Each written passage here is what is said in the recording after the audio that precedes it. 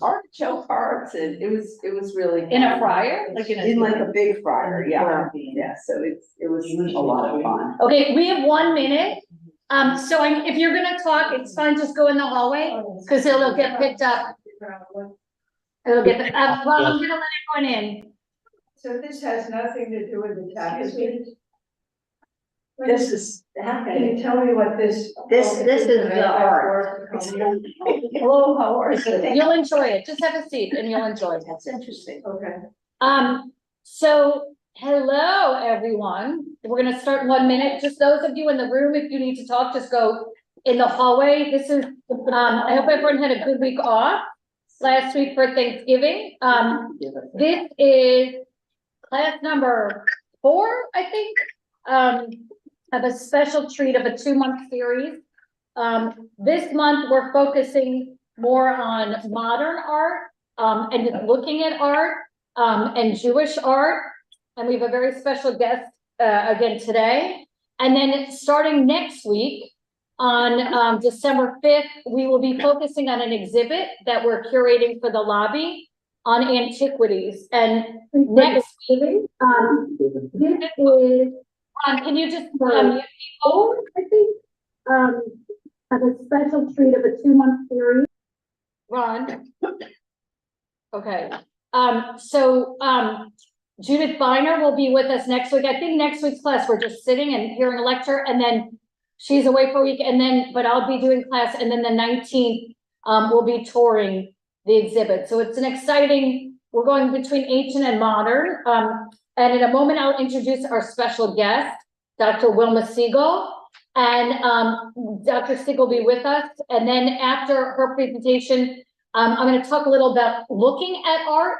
And because I think that's important, we always expect other people to help us look at art, but you actually can look at art yourself and use tools that don't just apply to this course, but to life. And then we'll look at a couple of pieces and compare. Okay?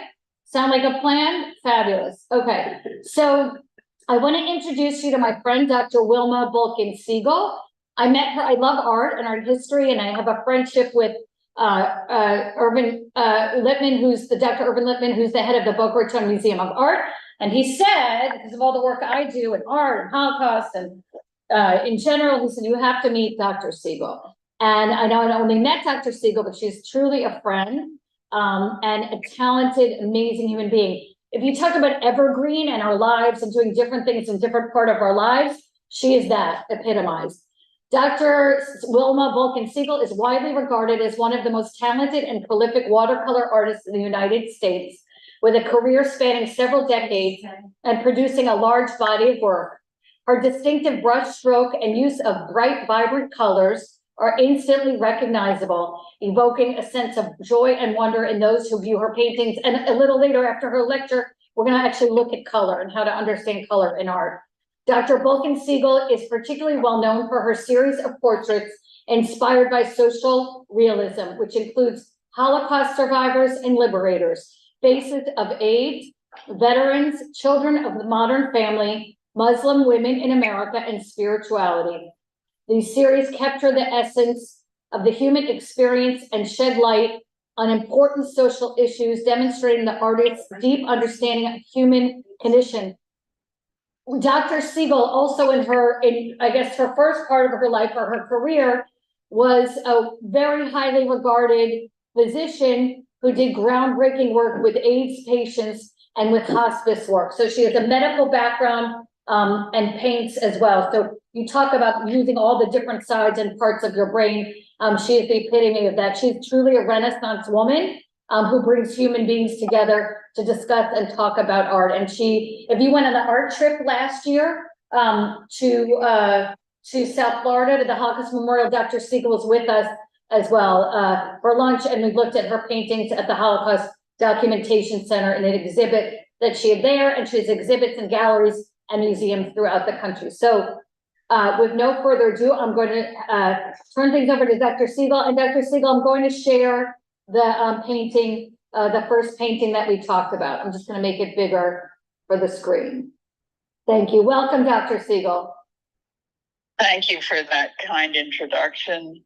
For some reason, my computer's not working again, but we'll play with it. Actually, what has happened is I did a Holocaust series 20 years ago at the anniversary of the release of the Holocaust victims.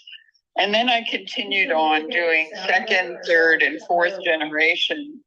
And we will be approaching the 80th anniversary in 2025. Hold on one second. Ron, can you get us a microphone in this room? Can you hear? Can people On hear? Zoom they can hear, but in the room it's harder. So Ron, if you can get us a microphone for this room, please. Okay, go I'm ahead. sorry. That's You can okay. make the volume louder on the speaker. Okay, I will do that. I will do that. Okay, keep going. And so I just wanted to show you Hans Heilbronner because everything that I've done after I did my medical beginnings when I was retiring from medicine is against bigotry. And certainly I grew up in a neighborhood in Philadelphia which was totally bigoted against Jews. Across the street from me was the head of the Bund Party in suburban Philadelphia, the city of brotherly love. And I had to experience it from age 3 when I had stones thrown at me. And my father took me to the movies and I saw the release of the Holocaust victims. And I turned to him and I said, why couldn't I have done something about it? I was only about 7 years old or so. And as it is, I carried on this idea. And then when I retired, I began to do my work against bigotry. And this I was so proud of because I consider this my masterpiece. No, this should be. And No, you had they're Kyle listening to this. Runner on there. We need a microphone for this. They're listening for This is this. a major story. No, we need a microphone for He this, grew yeah. up in Or a speaker. Germany from a very affluent family. The Nazis came in. His father was sent to Dachau. The mother took her keys to her Mercedes and went to the head of the camp and gave over her Mercedes to release her husband, and he was released. The sons had been sent to Switzerland to be cared for by a family, and then the whole family went together. They went to England, and then they finally ended up in Detroit. From the affluence, the mother was a house cleaner, the father was a cookie salesman, and the boys were scholarship students. Heilbronner was a Fulbright scholar, learning post-war 1945. He went to college and was a Fulbright scholar in Russian politics and literature and history. And when he returned to the United States, he could not get a job because he was Jewish. And he kept on looking for a job. And finally, the University of New Hampshire, the head of the history department, hired him. And his first job was to go to Wentworth by the Sea, which was a place that did not allow Jews. And he talked to the daughters of the American Revolution. And he lectured. And at the end of the lecture, he stood up and said, I am Jewish. There was complete silence in the room, and the head of the Daughters of the American Revolution, she was a woman that was, if anybody knows Richard Avedon, a famous photographer, he took a picture of her, and it's a famous picture of the Daughters of the American Revolution with a lace collar and white gloves and a little pillbox hat. And she stood up and walked up to him, shook his hand, and everyone in the room got up and went up and shook his hand. So he broke the anti-Semitism code that was there in New Hampshire. He became a full professor at the university and was honored subsequently by having a lecture. Can you hear me? And we're getting a microphone, but just talk as loud as you can. All right, so I'm trying as hard as I can. And he now has a major professor lectureship on Holocaust studies at the University of New Hampshire. So I thought that was a very important painting. He was a lovely man that was going on vacation. I happened to be in New Hampshire, And I went to the synagogue and he said, of course I will come and sit and with you. And so I was so honored that I was doing this portrait. So that's representative of some of the stories. It was a healing process for almost all of the people that I painted. I painted 65 portraits of Holocaust survivors. And subsequently, I went on and painted second, third, and fourth generation. And the fourth generation is a very important one. I think some of you saw this at the documentation center in Dania. I wanted to show you around. I've lost my secretary, I'm sorry. Crystal, can you come with me, please? Can you hold him with them? Crystal has a baby with her. She just had a baby. This is my secretary, Crystal, and she's gonna walk around with me. So here she is. And I wanna bring her over here and you will see what my paintings generally look like. Make sure that you can see the head, bring it up a little bit. That's it. So they're very large paintings that I do. I do large portraits usually. It's all in watercolor, which is one of the most difficult medium to do. I happen to do this painting on a boat. So I'm very proud of it. It's one of my other masterpieces. And I want you to see this sign here, which says the we, not the me. We, not the me is what I am about.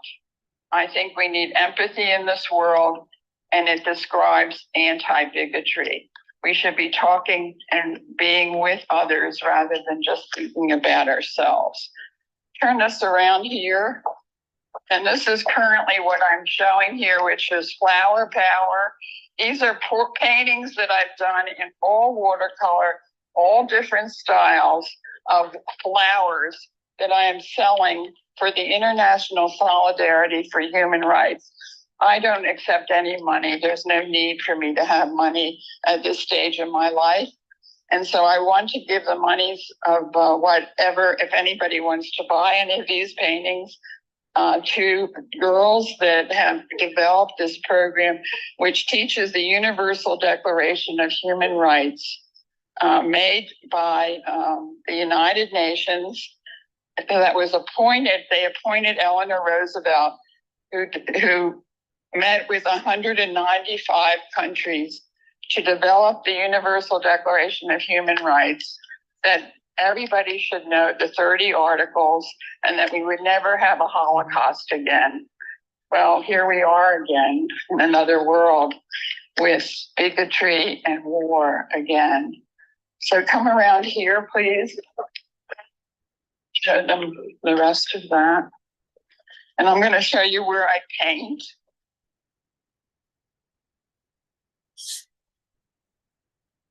This is my place of painting, which is small. I do large pieces, but I do it in a small area. And then over here, I have an anti-war statement, which I did after 2001 on 9/11. And I feel it was the beginning of the war in Afghanistan. And I said, I'm going to paint flower children grown up, because in the 60s, they were changing the world. It was anti-Vietnam. And they said, make love, not war. Well, I chose people that thought about others rather than themselves, to develop others and help others do better in the world. And that's what this was about. It was done a long time ago, but I brought it back because here we are again with what I think is a terrorist war starting from Krista, can you have the camera on Wilma while she's speaking? It's easier to hear What? her. Okay, go ahead. So turn around here, honey, and look at this. No, I want, Wilma, it's easier to understand you if the camera's on you. So walk Okay. to where you want her to be, to see. All right, so come around here. And so you're gonna see some of these people, and they all have their stories, because when I do a portrait, it is always a narrative and a visual. So you're seeing all these beautiful paintings that I did. So you're getting a that I do people, not just flowers, but I chose this to be flowers. Come around here. And then we see women collared for work, which is another statement, which is about women and human rights.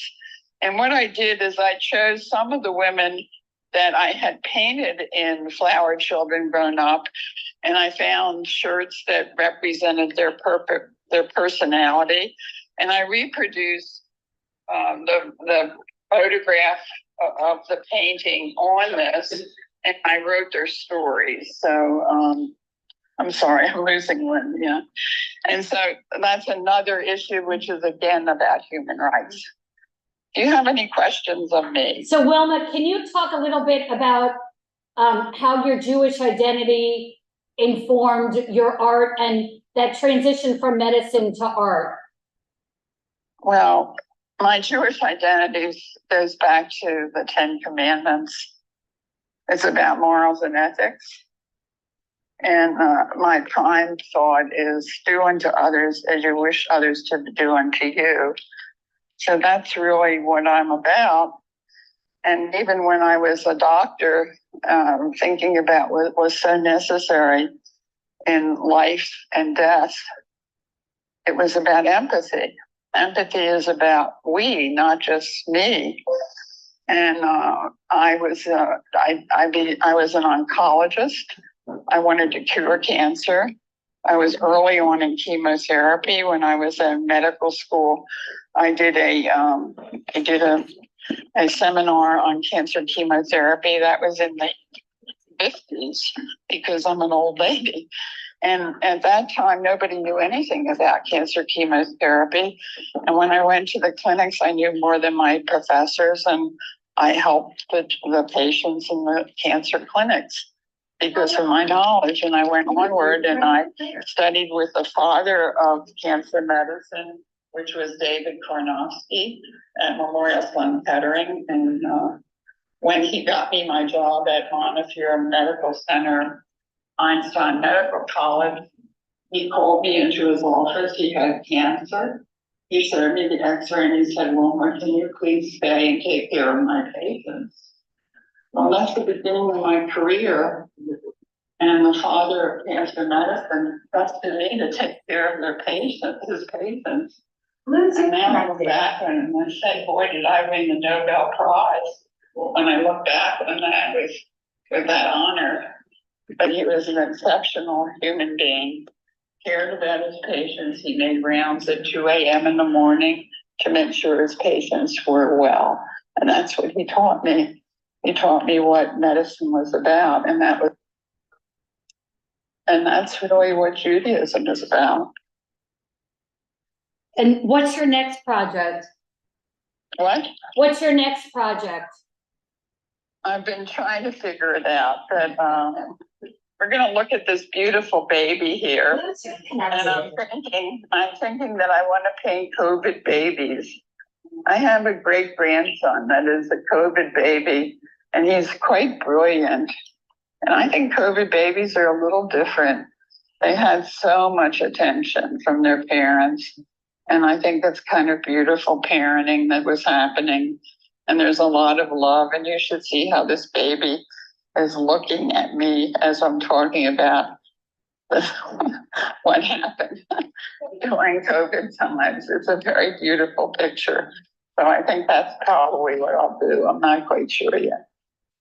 Fabulous. Does anyone else have questions? I have one question. What? How did you learn about art? How did you learn about art? Like, how did Oh heavens, I've been an artist since I was 3 years old. I cherished my Crayola crayons. When I was 7 years old, I said, I'm either going to be an artist or a doctor, and here I am, I'm both. And it's about, I guess I have both right and left brain very developed. That's what happens. So I always loved art. One of the things growing up in Philadelphia was an advantage because it was a city filled with culture. And I used to go to the Rodin Museum, which taught me everything in my life. Rodin was a humanist during the turn of the 19th to 20th century.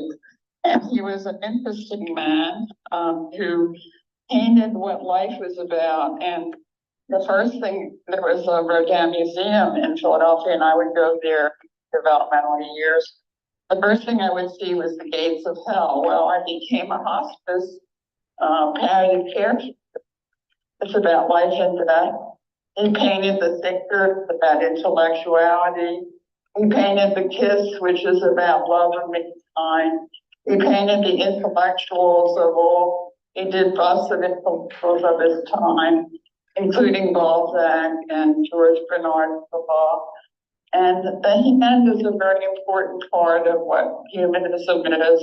Only mankind can paint with the hand, the heart, and the brain. So Rodin taught me my life. And that's what art can do. Art is a healer. Art teaches us who we are and teaches others how to feel about others.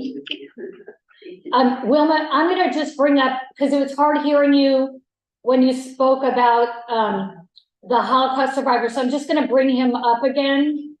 And if you can just repeat what you said at the beginning about, let me just find him, Okay, Professor Heilbrunn. Yeah, let me just bring him up because we were having trouble with sound, but now we have you amplified. So let me just, I'm gonna bring that up again. If you can just repeat what you had said about him, and I will bring him up right now. Okay. You can go, you Okay. can sit down and ask the party. Okay, go ahead. All right, let me just get the computer and we'll talk. Professor Heilbrunn was someone I met in New Hampshire.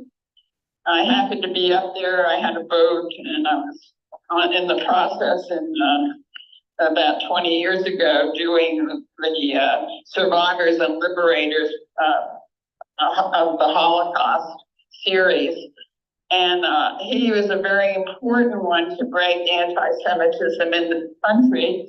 Professor Heilbrunn was a professor of Russian literature in the University of New Hampshire. His history is he grew up in Germany, and when the Nazis came in, his father, he was from an extremely affluent family with servants and everything in Germany. Nazis came in and his father was captured and put into Dachau. His mother took the keys of her Mercedes, went to the head of Dachau, gave him the car, and the father was released.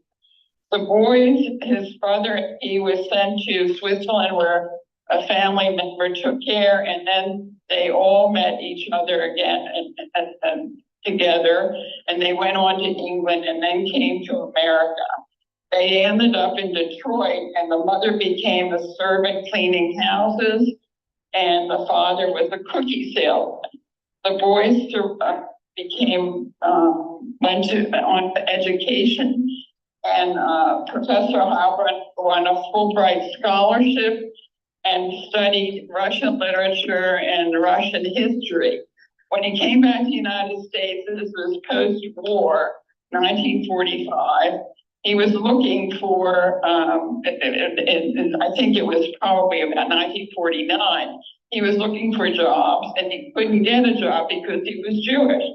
However, he ended up at the University of New Hampshire. The professor of history hired him. His first job was to go to Wentworth by the Sea, was restricted from Jews, and he lectured to the daughters of the American Revolution. And after the lecture, they were so taken by him. He said, "I am Jewish," and there was complete silence. However, the head of the Daughters of the American Revolution, that Richard Avedon, who was a famous photographer in history in America, did a photograph of that woman with her lace collar, her white gloves, and a pillbox hat sitting. She got up and went over to Professor Heilbrunn and shook his hand. And then everybody in the Daughters of the American Revolution got up and shook his hand. So he broke anti-Semitism in New Hampshire. And now there is a lecture in his honor under his name as the Holocaust Lectures at the University of New Hampshire. So Wilma, one of the things I'm gonna do now with the class is talk a little bit about color, just to make us better observers of art. So can you talk a little bit, like if we look at this artistically, the shading, the dilution where it's really a lot of white. You have the whiteness of the hair, you have the whiteness of the skin, you have the whiteness of the pupils of the eyes. Can you talk a little bit about use of white and light and shadow and color? Because we're gonna go into a little bit about That's that. an interesting question because, you know, when I finally said I'm going to be an artist, and my husband said we're retiring to Florida, and I'm at the peak of my career in medicine. And I've never gone to art school, but I've been painting and doing things all my life. I decided to go to the National Academy of Art. And at the National Academy, I began to draw, and I was really better than the professor. And they said, "You're already an artist. What do you really want to do?" I said, "I want to do watercolor." And then I took watercolor classes, and I didn't like it because they said you can't use white. But I use a lot of white. It's something people can't tell me what I can't do. I do what I think I have to do.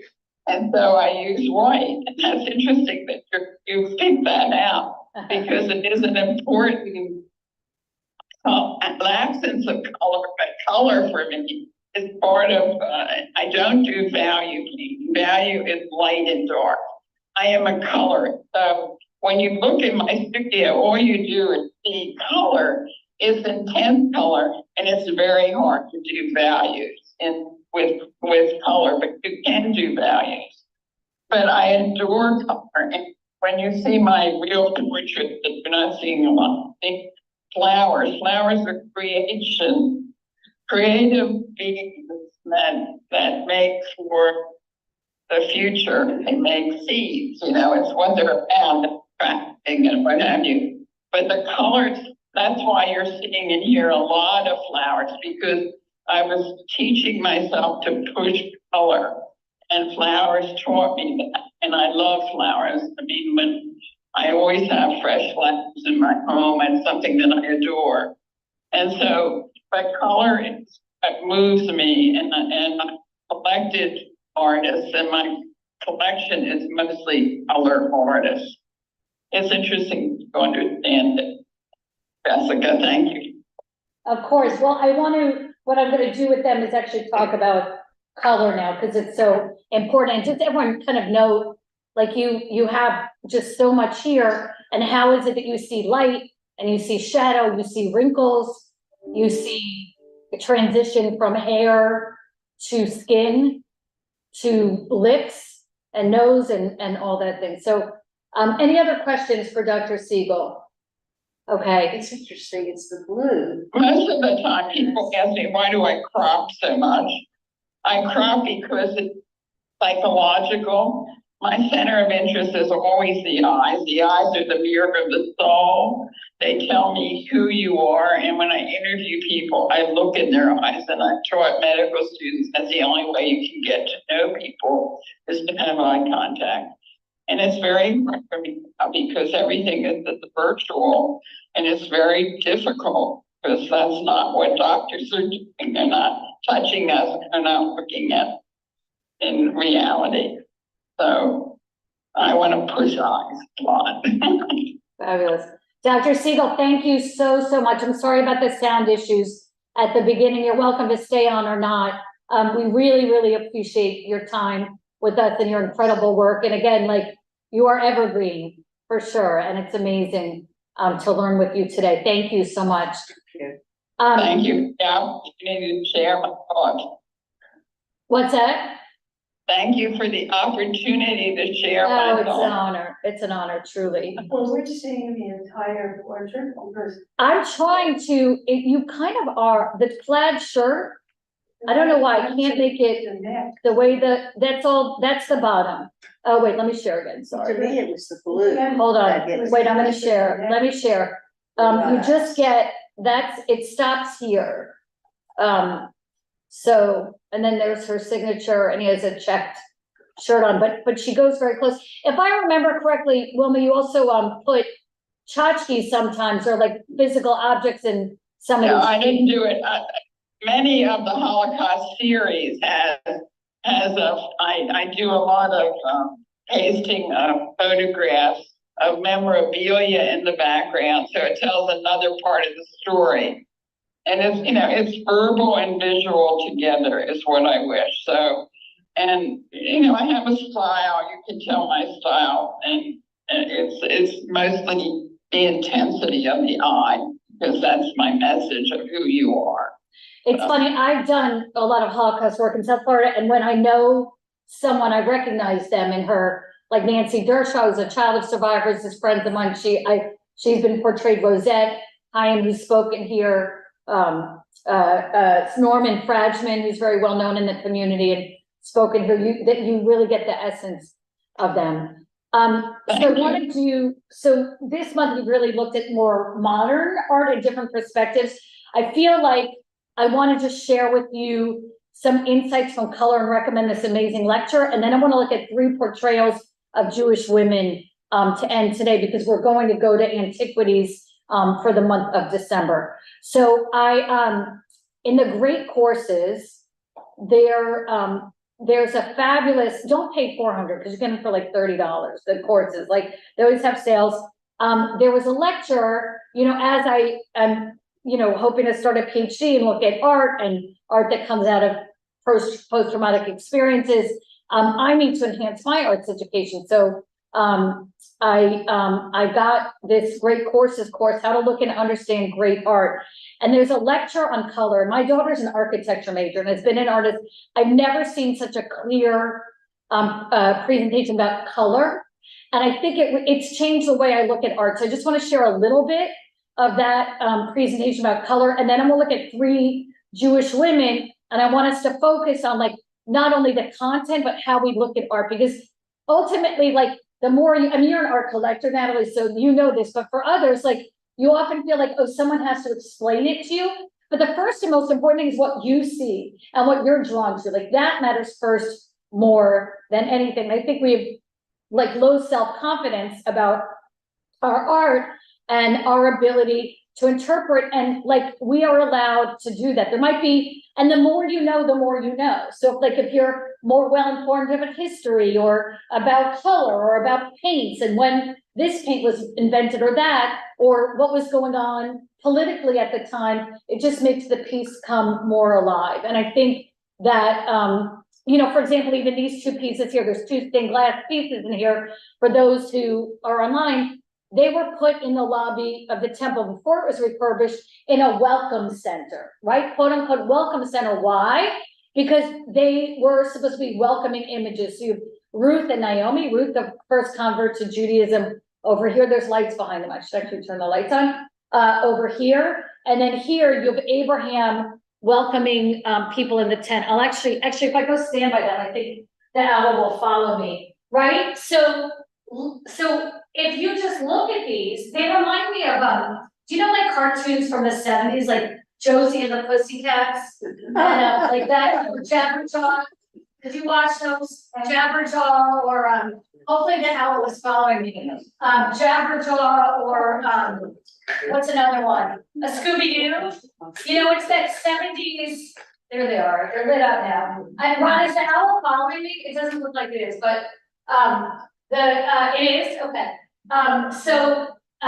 If you put in a welcome center these 2 images, I love 70s cartoons, so I love these, although they're not really the style of the rest of the art. So in the book of Genesis, there's a story about Abraham welcoming these visitors right after he circumcised himself. So like, you're like, oh, I feel like opening the door for the Amazon driver, like, because you're just a little tired. But Abraham like got up right after circumcising himself and welcomed like with abundance these 3 visitors, and ultimately he was able to conceive with Sarah. So she was able to conceive. So you have Abraham and Sarah here, and then one of the visitors here. I think there were 3, but they only portrayed 1 here, and a lot of abundance on fruit. And then here you have Ruth and Naomi, Ruth, the first convert to Judaism. So what two fabulous stories to have in a welcome center at a synagogue. But if you don't know this, like, they're just like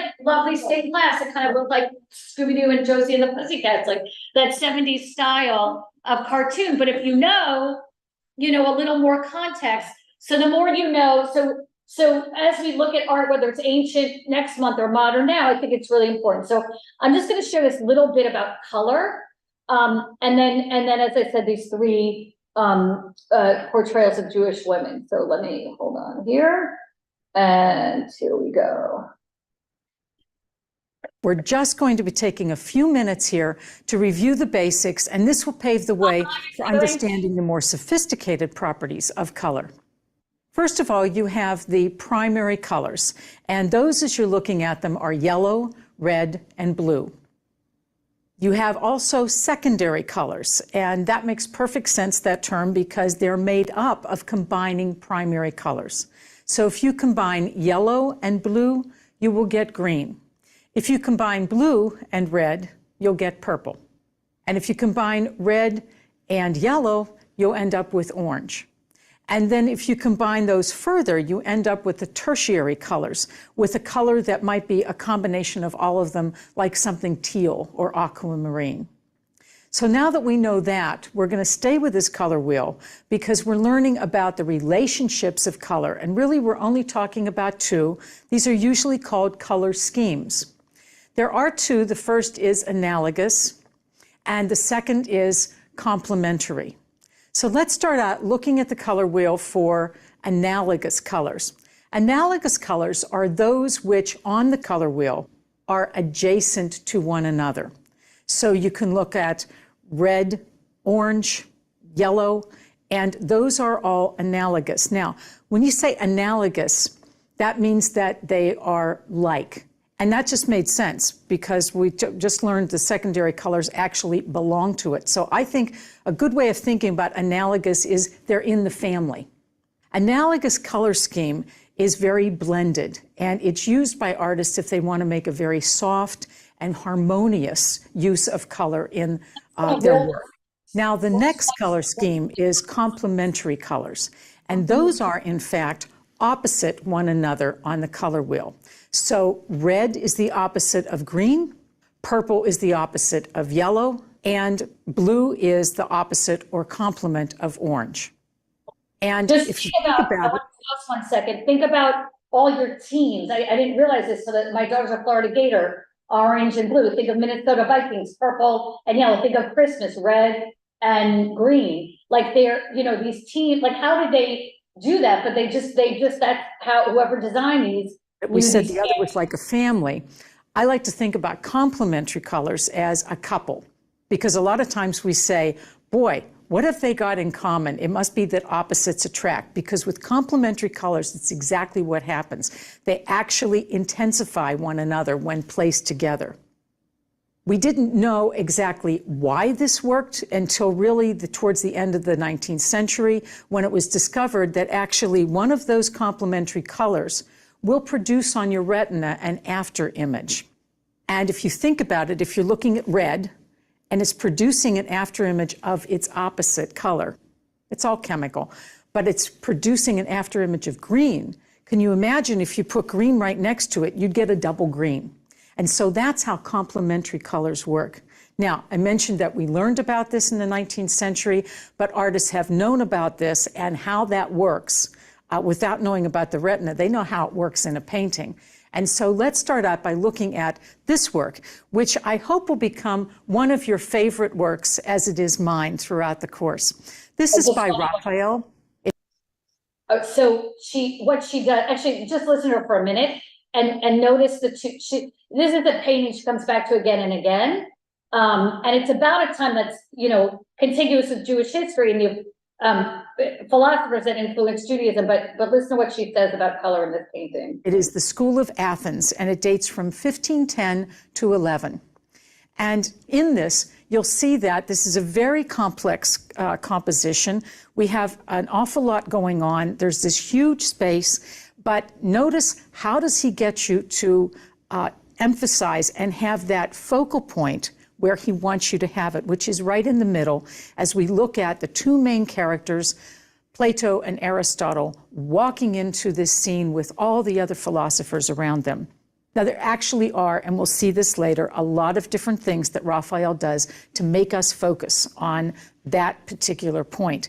But one of the things we look at here is a brilliant use of complementary colors, because Plato is draped in this brilliant orange robe, and Aristotle, his own student who's arguing as he walks through, is wearing that blue. And putting that blue and orange together highlights that, intensifies them, each one for the other.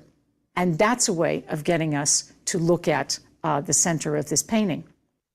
Okay, I'm gonna stop there. So just keep that in mind, like not just for this course, but for anything, that the way colors work and artists use colors. So what I want to do, I want to look at 3 portrayals of Jewish women in art to kind of conclude out this section and just get your interpretation. So I'm going to put a first image on the screen. And before we talk about what's in it, let's just talk about what you see in terms of, now you've learned a little bit more about color. What mood is it? You know, what period is it? What's happening? What's going on? Okay, ready? So, here we go. Zoom. Okay.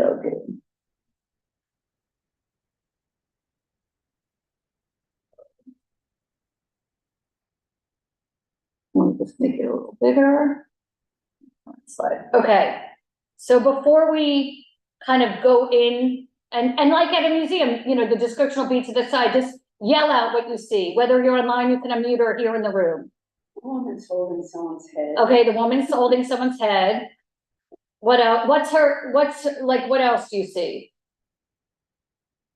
He's a handmaid. Bearded man. There's a bearded man, there's some sort of handmaiden or servant type woman. What? What? She's wearing like a bright yellow gown. Right, and what you just learned about color, right, is she's really standing out, because the red and the orange, or the red and the yellow, are kind of analogous, right? And then the blue is complementary. So it sets up. What's her mood? She has a very determined look on her face. Okay, determined. What else? I think she looks kind of chill. She has a purpose.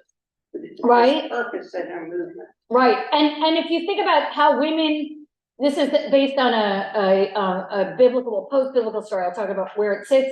And also women in the 1500s, this is pretty powerful of a statement about women, even though it's written about a time where women weren't powerful, and painted at another time when women weren't so powerful, though there were female painters in the Renaissance. And then it's clearly a woman of some power or wealth or status, because she has some handmaiden who does not look like she's going to run to the authorities. It looks like she's a little like, wow, but also not really like totally like horrified or shocked that there's a dead man's head in her hand. If I didn't know better and didn't say Judith, I would say, you could say Yael. Yes, and Sisera, yes. Yes. Similar, right. Like, I don't know that she chopped off his head, but she handed his head to Barak. Right. So Judith and so the way the Hebrew Bible runs is that we have the Torah. I always talk about it as a cupcake because I think it's a good metaphor.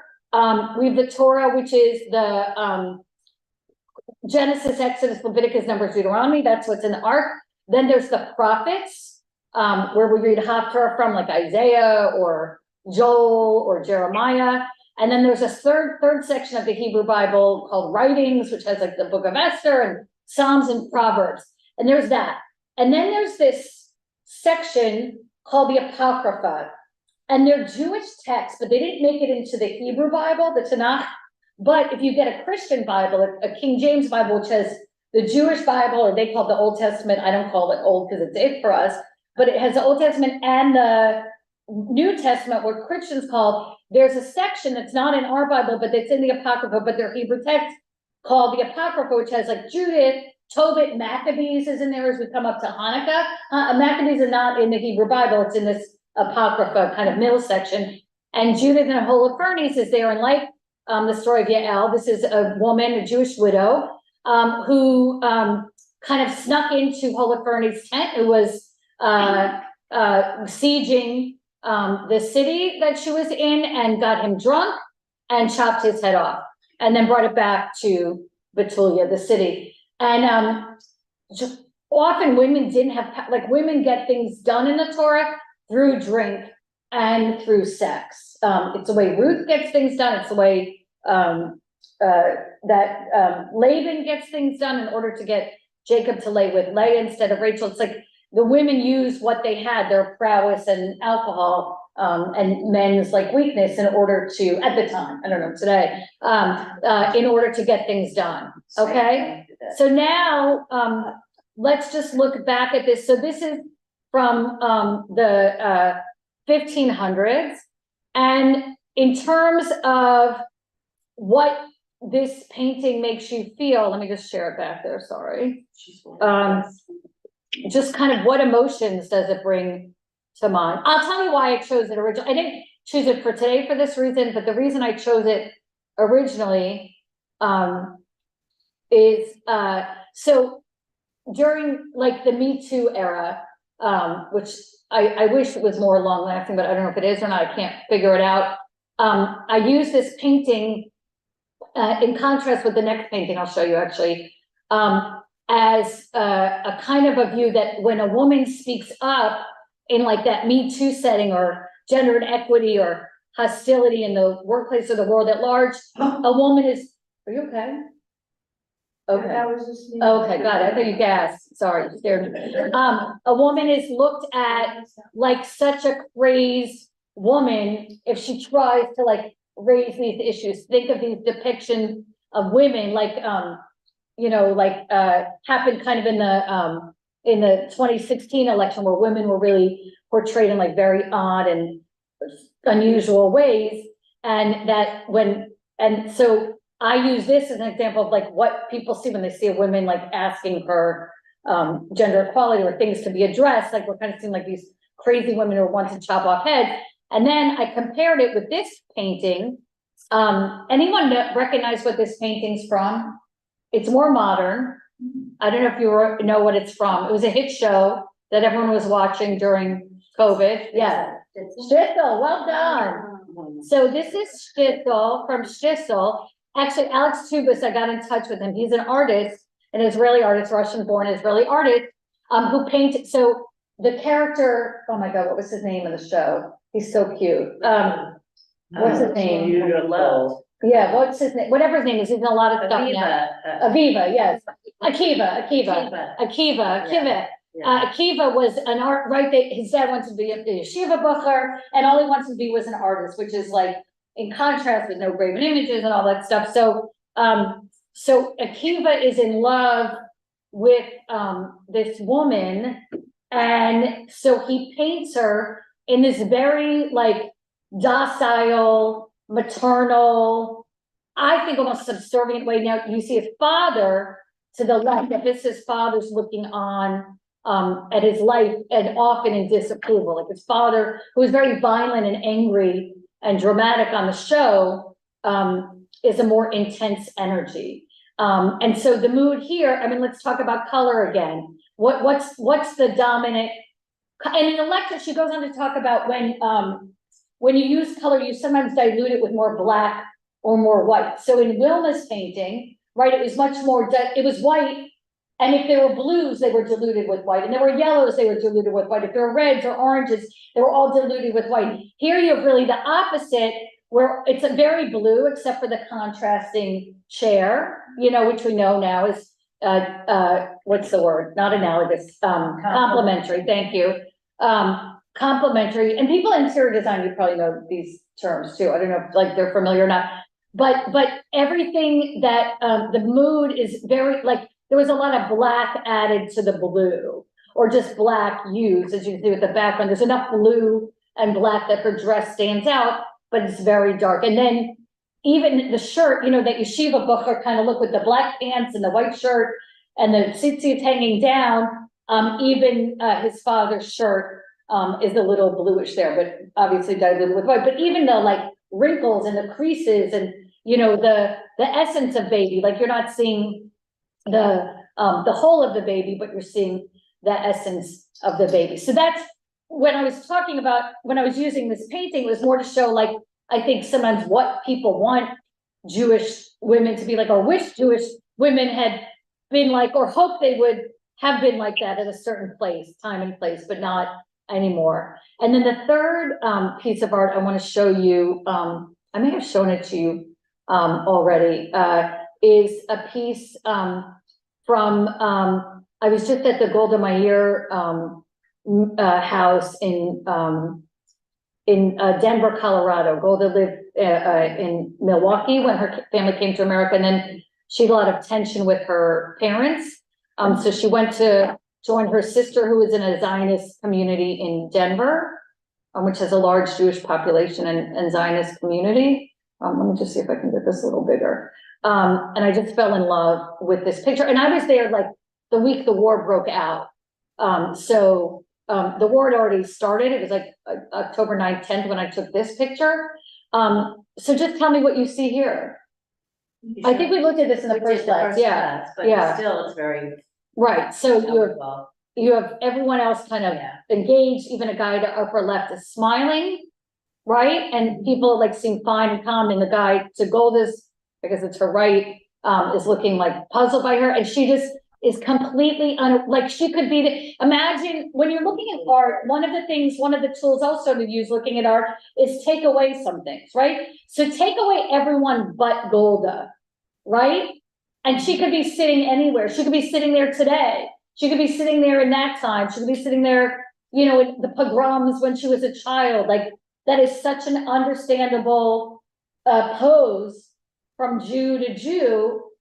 And right now with the war going on, where there's almost, now if you take Golda out, right, and look at everyone around her, everyone else looks fine, right? And it's kind of like the way the world is now. Like Nicholas Kristof wrote this editorial about, you know, that we're devaluing lives, but no one seems to worry about devaluing Jewish lives. Like it's so like whose lives can be devalued and whose can't. The world's decided. If you take Golda out of this picture and maybe the sign Israel, you have like a jovial setting. You wouldn't know you were at the UN. You wouldn't know where you were. You could just be at any meeting, you know, of anything. And so just looking more critically at something helps you think about it in a different way. And I just love, again, these three depictions of Jewish women. You have the Judith with Holofernes' head chopped off from the 1500s. You have the Shtisel, which is a real painting. Alex Tubis is a real artist, but it's this docile woman. It's this like idealized woman that like the Orthodox world wants and wants him to have, even though Akiva is like lusting. Well done that you remember the name, because I couldn't. And then you have he's in the Golda movie too, actually. I think the new Golda movie, that actor. And then you have that third picture, which I don't know if it was meant to be a piece of art or not, but it certainly is for me, where you have woman now as prime minister. I mean, you can't think of any more powerful. America hasn't even achieved that yet with a woman president, but Israel has, and other countries have, England, India. And yet, even though she is in this position of power, what the UN means is very difficult for Israel. And it was funny this morning on, I don't know if you anyone listened to the Times of Israel podcast daily? It's like the best update from Israel. And this morning, when I was a tour guide in Israel, I think I told the story, there was like a compound, a UN compound where that you could oversee, like in the Golan Heights, and someone asked our Israeli tour guide, what does the UN do when there's a war? And this was in the 90s. He said, and the tour guide said the UN yells, there's a war, and runs away. And this morning on the Times of Israel, the joke in Israel now is about the Red Cross, that in Gaza, the Red Cross are just Uber drivers because they're not doing anything. So like, if any Red Cross wanted to visit a Gazan prisoner in Israel, they'd be completely allowed. But the woman, Alma, I think, is very sick right now. Her family, like, got her medicine to the Red Cross, either in Europe or wherever, and the Red Cross didn't deliver it to her, like, so what's your point? So that this joke in Israel is like, the Red Cross are just Uber drivers in Gaza, they're not accomplishing anything, and again, like this war, really proves like why Golda feels that way. It is a familiar feeling, and I'm very Holocaust focused, but it is not, if you listen to like anything coming out, you hear Holocaust in one way or another, like either because someone's a survivor, or a child of survivors, or it's like the survival, or it's like this time, like this whole war and Holocaust, I've never seen something so mixed, as if it's par, really, as if like in one breath, Jewish people can talk about Holocaust and the war and Israel. And one of the reasons I didn't love Helen Mirren's portrayal is because I felt like, because she wasn't Jewish, there was like something missing. Not that every actor has to be the religion. Ben Kingsley has played plenty of Jews and he's not Jewish, but he just has the essence that was missing for me with what's her name, Helen Mirren, who played Golda, that's there. So just as we go forward, as I said, next week Judith Beiner, who's the collector of archaeology, is going to our artifacts, is going to give us a lecture about those artifacts, which she donated to the temple, a lot of them. And then not the class after that, but December, I think it's 15th, we'll actually do a tour. I think we're doing the tour as the last class.